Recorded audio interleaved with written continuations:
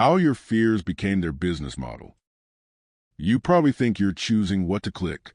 You think you opened that app because you were bored, because you wanted to check a message, because you just had a free moment. But what if that wasn't the real reason? What if your attention was pulled, not by curiosity, but by something much older? Something buried deep inside your brain. Because the truth is this: the most profitable technology ever created is not artificial intelligence. It's your survival instinct. And today, it's being monetized. Inside your brain lives a tiny structure called the amygdala. It's ancient, millions of years older than modern civilization. Its job is simple: detect threats, trigger fear, keep you alive.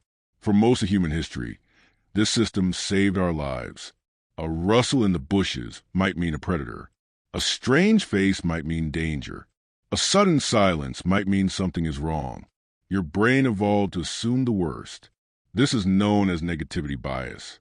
Bad news gets priority. Threats demand attention. Fear moves faster than logic.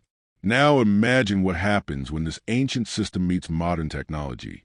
Because digital platforms discovered something extraordinary. You don't need a predator to activate the fear system. A notification works just as well.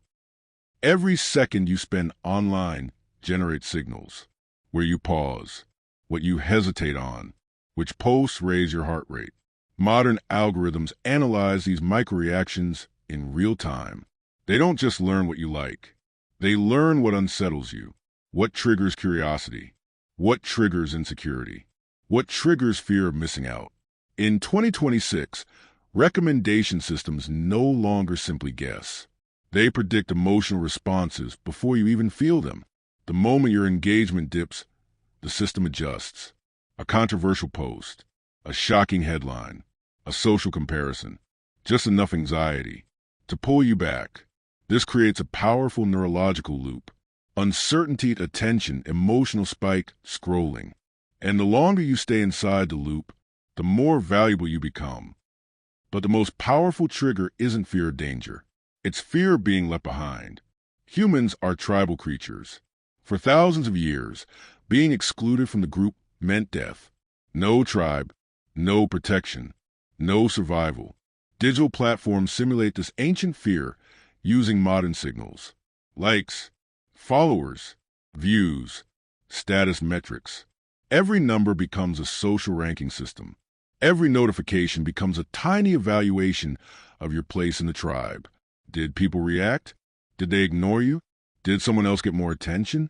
These systems activate the same biological circuits as social rejection. And once that happens, your brain begins chasing validation. Not because you want attention, but because your nervous system thinks it needs belonging. At first, tech companies sold advertisements. Now they sell something far more valuable: predictable human behavior. Every emotional reaction becomes a data point. Fear, anger, outrage, insecurity. These signals are fed into massive advertising systems that determine what you see, what you buy, what you believe. Entire industries now compete to capture the most volatile emotional states, because volatility equals engagement, and engagement equals profit. In the modern attention economy, the human nervous system has quietly become an extraction site, not for oil, not for minerals, but for attention. But here's the important part. Once you understand the system, its power begins to fade, because algorithms rely on unconscious reactions, not conscious awareness. When you recognize manufactured urgency, something changes. The next time you feel the urge to check your phone, pause. Ask yourself one question: is this curiosity, or is this anxiety? If the answer is anxiety, you've just seen the mechanism working. And awareness breaks the loop. Around the world, a growing movement is emerging. People are beginning to talk about something called neurological sovereignty, the right to control your own attention, your own emotional signals, your own mind, because the most valuable resource of the 21st century is not data, it's human consciousness. And the moment you reclaim it, the system loses its grip.